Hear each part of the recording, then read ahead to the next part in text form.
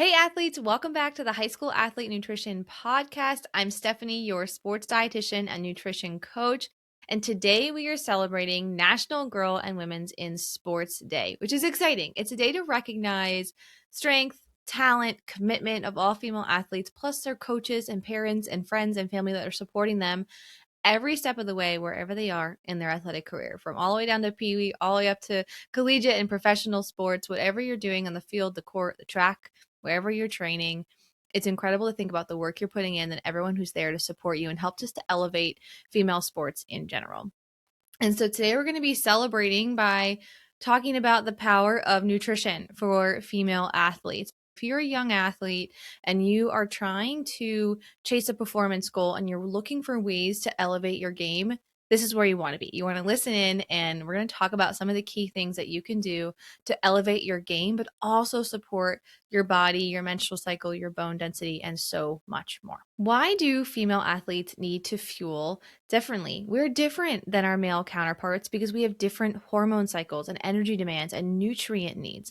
Our hormone cycle is 30 days ish. Our menstrual cycle, anywhere from 28 to 35 days for like a traditional cycle, where male athletes are about 24 hours from start of the day to end of the day. They're pretty much the same every single day, where ours change depending on where we are in our cycle. Fueling can really help with your overall energy and your focus on and off the field. It can help with building muscle and maintaining that strength and lean muscle. It can help support your hormones and your menstrual cycle, which includes your bone density and your immune system, which are incredibly important. Having a strong nutrition plan just prevents fatigue and prevents you from overtraining or overdoing it in practice, and it helps you recover. Many of you are practicing every single day. Some of you have two-a-days, whether it's a morning session and an afternoon session, or a lift and a practice, or a pool and a dry land. You're practicing more than once per day, and that means that your recovery window is really small between workouts. What you're eating can really impact your recovery and your refuel and how you're training at that next performance session. We're thinking about how can we optimize fuel, and the number one thing is just making sure you're eating enough. It's not just about maintaining your energy throughout the day, but it's thinking about your mood, your strength, your long-term health. I've mentioned bone density a few times, but that's a big concern for female athletes, especially because you can't see your bone density just from the naked eye. You have to go and get tests. So you really don't know anything's wrong most of the time with your bone density until you either get tested for precautionary preventative measures or you have recurrent stress fractures, and now we're looking into things and we see that bone density is dipping. Nutrition is incredibly important just for your overall health, but also obviously your performance. What are some of the key things that we want to look at as female athletes? I hit on the first one already, but eating consistently. That means that you're waking up, you're having fuel, you're having snacks, you're having lunch, another meal, you're having snacks, pre and post workout fuel. You're eating consistently throughout the day, ideally every 3 to 4 hours. If you're trying to build muscle or recover from REDs or underfueling, it might be every 2 to 3 hours, but we're looking for consistency throughout the day. A big mistake I see a lot of athletes making, especially high school athletes or collegiate athletes or other athletes who have to wake up early to train, is that you cut out breakfast to save time. But what that does is it throws off your energy balance, it throws off your hormones for the day, it increases your fatigue and injury risk, and it overall just really dampens your metabolism by not giving it the energy it needs to support your immune system and your hormones and your digestive tract and your brain and all of those wonderful things. The number one thing you can do is just eating consistently throughout the day, and that will help you eat enough fuel. One of the biggest complaints I get when I'm working with athletes is like they'll be like, okay, I tried to add more fuel on my own, but I'm just so full. Then I ask, okay, what are you trying to do? And they're like, well, I have a granola bar for breakfast and I try to do a lot after practice at lunch and a lot for dinner. And it's hard to make up a full meal when you already have to eat larger meals throughout the day. So skipping one meal significantly impacts you and your training and your overall consistencies. Number one, just eat consistently throughout the day. So number one thing. Number two is looking at key nutrients. Female athletes are more prone to low iron simply because every month you're menstruating and you're losing iron. It's important that you're including iron-rich foods like red meat, chicken, fortified cereals, breads, beans, spinach. All of those foods are wonderful sources of iron, especially if you pair them with vitamin C from like strawberries, peppers, oranges. That vitamin C helps to boost absorption of iron. But iron's crucial because it helps with your energy and your muscle function. Iron helps to carry oxygen to your muscles. And so if your muscles have oxygen, you push out that fatigue point, you have better endurance overall. Really making sure that your iron is on point is key. The second nutrient, or really second and third nutrients, because they are kind of BFFs, we want them to go together, are calcium and vitamin D. And they're important for your bone health.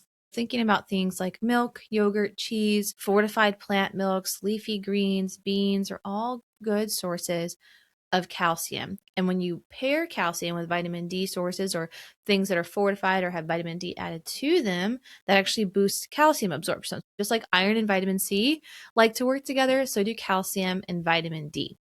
Now, the only problem with these two nutrients, they're high needs for female athletes, but you don't want to eat them at the same time because calcium and iron compete for absorption. So think about like you're at the mall or you're at the store and there's only one parking spot left or in the absorption spot left, and it's calcium and vitamin D that's going to get it. And calcium typically bumps out iron so that they take the spot. Iron isn't absorbed as effectively when calcium's in the way. If you're going to have a big bowl of yogurt, maybe don't have that with your beef stew, right? Try to separate, that was a bad example, but you get what I mean. Try to separate the iron-rich foods from the calcium-rich foods the best you can. If you're going to have maybe like beef tacos for dinner, maybe don't have your glass of milk with dinner, but maybe you have it an hour or so prior to dinner as your recovery fuel. And then with dinner, you can have lemonade or juice to have that extra hydration, but try not to pair that calcium with that iron rich food source. But those are the two that I really hone in on for all athletes. If you have a doctor's appointment every year, I always recommend asking for an iron panel and having them check your vitamin D status. Those two things can be incredible in predicting a lot of different things. If you have low vitamin D, well, you're probably not absorbing calcium as well, which means that your bones might be at risk for bone injury. So we want to bump up the vitamin D sources or even look for a supplement based on what your dietitian or your doctor recommends. For iron, same thing. We might want to look at fortifying your fueling plan with more iron-rich foods or maybe adding a supplement depending on where those lab values are. If you haven't yet, I highly recommend going to your doctor and having the full lab panels done, but also asking them to add iron and vitamin D on there. The third thing that female athletes want to think about is carbs. We talk a lot about under fueling and not eating enough, but really what it comes down to, it's often carb availability. There just isn't enough carbohydrate, enough energy in your fueling plan. And that could be for many, many reasons. Some athletes fear carbs a little bit and they worry about what it might do to their body composition. But in reality, your body's asking for those carbs. It's begging for more fuel and more energy, not more protein to build muscle, but you need that carbohydrate and that energy in order for your body to use that protein to even build the muscles. Really leaning into those carbohydrates are incredibly important. And then also fats. Fats are the backbone for hormones, for your immune system support, for your growth, for your development, for your brain. Making sure that you have enough fats on your plate are really, really key. I see it all the time with teams, with athletes I'm working with one-on-one, cutting back or choosing some of the low-fat options or non-fat options, when in reality, you might need that whole milk yogurt or that whole milk chocolate milk instead of the low-fat or non-fat. Reaching for those higher energy foods can actually be really, really great for you. And circling back to the iron and calcium and vitamin D that we talked about, vitamin D is a fat-soluble supplement, which means that it's best absorbed when there's fat in your fueling plan. If you're going to have a glass of milk that has calcium and vitamin D, well, by having the whole milk version versus the non-fat version, you're actually absorbing and helping your body use that vitamin D a little bit more effectively. So there is a lot of power and a lot of things you can do with functional foods. So just thinking about the positives of adding more carb and adding more fat. There are so many more positives than any negative. I highly recommend looking for areas within your fueling plan where you can elevate even just slightly. Doesn't mean everything has to be covered in olive oil or everything needs avocado or cheese, but elevating your fats and elevating your carbs so slightly can make a huge difference on your game, but also your nutrient absorption. Just thinking about that as you're building your plate. Let's talk about like, what does this look like in real life? How do you apply these principles of calcium and vitamin D and eating consistently and fats and carbs and protein? how do you fold that into your school schedule and your practice schedule? I'm going to give you some meal and snack ideas, but I also want to recommend, if you haven't yet, sign up for my Fuel Her Game workshop for female athletes that I hold 2 to 3 times a year. And so I'm going to hold the first one this coming April 2026, but definitely you want to join and check out, because this is an opportunity for you to dive even deeper into some of these concepts and some of these topics. I'm going to be looking at underfueling, talking about REDs or relative energy deficiency in sport, looking at the phases of your menstrual cycle and what you could be doing to help with symptoms and support your game, talking about some of the challenges of eating more. And what I love most about the workshop, it's an opportunity for you to ask questions. You can pre-submit your questions if you're not able to make it, and I answer them live and you can watch the recording. Or if you're able to make it, you can ask questions and ask real world kind of situations and what's going on and learn from others people's questions, other athletes. It's a great opportunity to really dive into the nitty gritty of what it takes to fuel as a female athlete, but also to learn and to get your questions answered. Highly recommend, if you haven't yet, join my waitlist. I'll be sending out more information soon, and on the wait list you get first access to sign up and register and save that spot. I will add that link down below. Okay, so getting back to some of the real world examples, thinking about those nutrients, we're looking at breakfast, and an example could be a simple yogurt bowl, but instead of the low fat yogurt, you're grabbing the whole milk yogurt. You're going to add some berries on top, a drizzle of honey to get that great carbohydrate in, as well as some granola on top to add the crunch but extra carb. Now that little bowl that maybe wasn't enough when you just did berries and a non-fat yogurt, now you've elevated with honey and a whole milk yogurt choice and some granola. That's an awesome breakfast option. Recently, I've been doing a lot of overnight oats. I'm kind of busy in the morning. I don't know if many of you may know, but I have a toddler. So we are up and going, and I don't often have time to cook like a full breakfast. So anything I can grab and go is really handy. Overnight oats are super easy. You can make a big batch. Like I'll make a batch of kind of carry us over for 2 or 3 days. And it's just oatmeal and milk and flaxseed. And sometimes I'll do raisins, or sometimes I'll do frozen berries, and I'll add either a little bit of yogurt in there, or maybe a scoop or two of protein powder, and just mix it all together and let it sit in the fridge. And it's super simple. It's super easy. And then when you want it in the morning, you can scoop it out and eat it cold, or you can quickly heat it up in the microwave if you want to. But it's really great for a 30-second breakfast when you don't want to cook anything in the morning. And it has all of the energy you need. It has that carb, it has protein, it has fats, it has all of that good fiber. Lots of awesome stuff coming from oatmeal, plus iron. So really good things there. If you have time in the morning, eggs are awesome. If you want to scramble eggs, that's great. In terms of meal prep for me lately, I have been making either little egg cups, like in muffin tins. So you just scramble eggs and add them into muffin tins with like some bacon or sausage and spinach and cheese. Or I'll make a frittata, which is even easier because it's less work. Same thing, you scramble everything. I put it in my cast iron and then put it in the oven, and I pull it out and I cut it into little pizza slices, and that's what I'll do with like a bagel or English muffin in the morning. Just super simple way to get some high protein eggs in, some good fats, and lots of carbs. But it doesn't necessarily matter how you accomplish breakfast, if you want to make it early in the morning or if you want to meal prep it ahead, but just getting it on your plate is what's most important, getting something in. Then we have lunch and dinner. And I shared a bunch of ideas on my Instagram last week, and I'll make sure I link that post below. But especially for high school athletes, thinking about the option of like, do I pack lunch for school or do I have the school lunch? Both have positives and both have negatives, right? If you have to pack lunch, it's more work on your end. If you grab the school lunch, sometimes it's not what you like, or you might not finish it all, or it might not be enough, which most of the time the portions aren't enough for athletes. So the examples I gave on my Instagram were, if you're going to pack lunch, what can you make the night before?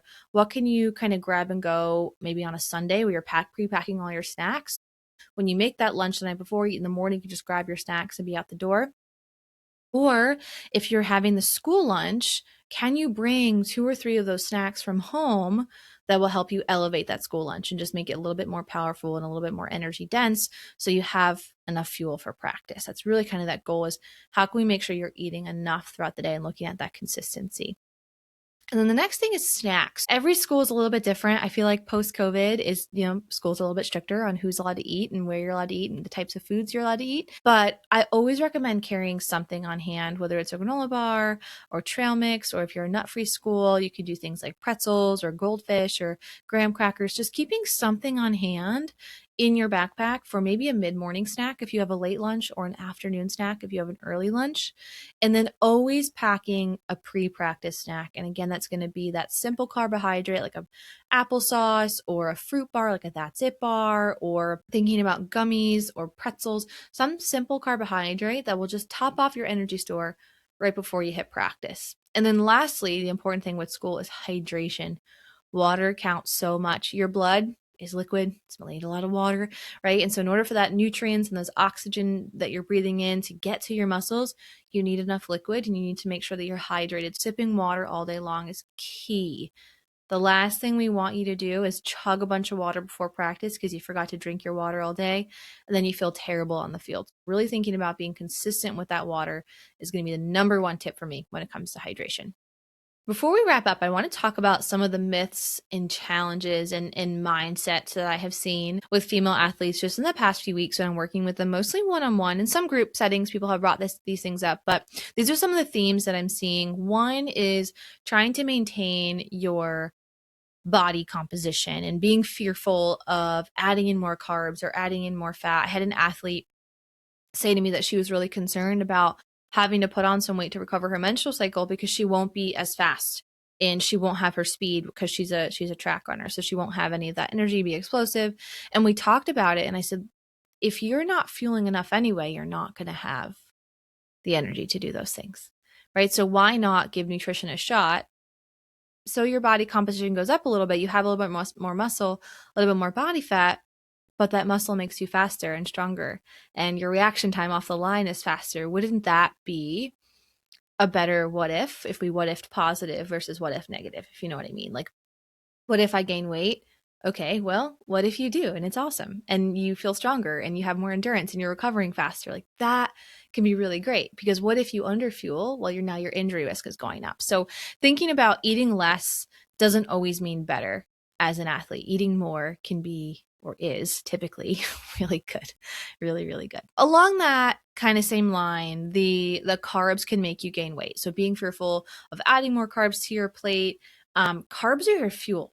As an athlete, they are your go-to fuel for your brain, for your muscles, for your digestive tract. Everything uses carbs as energy. Without them, you just can't perform and you're not recovering as effectively. So it's important that you're thinking about carbs as the focus of your plate and not something to fear, but as a tool. Carbs are a tool for you to elevate your game and being strategic with those tools. So, for example, a strategy could be with meals, you're looking at complex carbs that have more fiber that give you that sustained energy, but using those quick carbs like things with sugar, like an applesauce, or even dried fruit, or even like sugar, like Starburst. I was working with an athlete yesterday, and she's like, "I love candy." I was like, "Great, let's use it as some of your pre-workout snack." Or there's things that you can do to use that carb really, really effectively and use it as a tool. So don't fear them. They're tools to help you support your game and support your health. Last myth, this is a big one, and I talk about this all the time. This is a big topic I cover in the Fuel Her Game workshop coming up in April, but this is something where I hear it all the time. And every time I hear it, I'm like, no, that's definitely a mindset shift we need to work on. But the statement is along the same lines of, my period doesn't matter for my performance, or I lose my period every preseason, but that's fine. It comes back at the end of the season. In reality, your menstrual cycle is a vital sign. Like, when you go to the doctor and have your heart rate or your blood pressure checked, like, your menstrual cycle falls into that category of a vital sign. By getting your menstrual cycle every month on your own, it's an indicator that you're eating enough, you have balance in your hormones, you're not overtraining. It's a good sign that your body has what it needs. If you lose your cycle every preseason, as that example, or mid-season, or as you start 2 days, you start losing your cycle, that's a sign that the energy balance is off, and we have to fix and repair that within your body, and we have to elevate. So either your training increased and your nutrition didn't match, or your training stayed the same and your nutrition dropped, but something is off and we have to elevate that fueling plan a little bit more. I definitely celebrate when my clients get their cycles back, but it's also a double-edged sword, right? It's like, yes, I got my cycle. This is great. My body's doing what it's meant to do, but also like, now I have my cycle, something I have to deal with. But it is a really good thing when you get your menstrual cycle. Your body's, it's an amazing tool that helps you perform and train, but in order for it to do that, you have to give it the respect and you have to give it the energy that it needs so it can give back to you and allow you to be that elite athlete. Here's the key takeaway. You are powerful. Everything you do, from your training to your recovery to being a student, like, you have so much on your plate, and nutrition is a major part of your success. The more you train, the more you do, the more fuel you need, and the more strategy you need too, to help you be more explosive, to support your recovery, all of those things. So if you want to learn more about fueling as a female athlete, I highly encourage you to join me in the Fuel Her Game workshop coming up in April. It's such a great one. I've held these multiple times a year just because it's so fun to connect with you all, but share information that I wish I had as a young athlete, and I think every athlete needs. If you want to get early access, absolutely check out the waitlist, and I'll drop that below so you'll be the first to know when doors open. And you can always learn more on my website. But as a female athlete, like, you're strong, you're capable, you deserve to fuel like an athlete, which means eating more, focusing on carbs. Keep showing up, keep fueling. And until next time, athletes, happy fueling.